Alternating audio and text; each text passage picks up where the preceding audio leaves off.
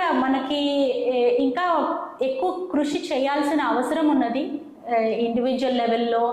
అట్లాగే అంటే రకరకాల ఆర్గనైజేషన్స్, ఇప్పుడు ఫార్మసీ కానివ్వండి, ఫార్మసిస్టులు కానివ్వండి, డ్రగ్ కంట్రోలింగ్ అథారిటీ కానివ్వండి, డాక్టర్లు, హాస్పిటల్స్ చేయడమే కాకుండా ఇట్లా కూడా ఇప్పుడు యానిమల్ హెల్త్ ఉంది, యానిమల్ హెల్త్ వాళ్ళ ప్రోగ్రామ్స్, ఇట్లా అన్నీ కలిపి ఇప్పుడు ప్రస్తుతం వన్ హెల్త్ అంటున్నారండి.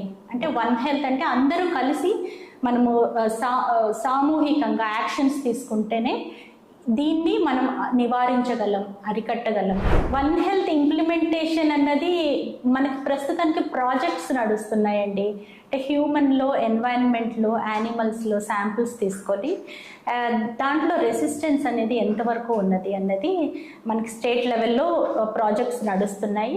అవన్నీ ఏంటంటే డేటా మనకి బయటకు రావడానికి కొంచెం టైం పడుతుంది.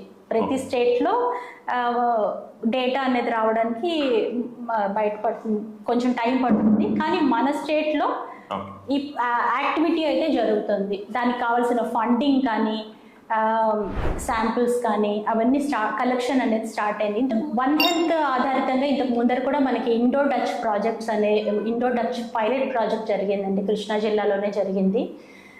అది ఇండియాను డచ్ గవర్నమెంట్ మధ్యలో ఉన్న కొలాబరేషన్తో ఈ ప్రాజెక్ట్ ముందుకెళ్ళింది.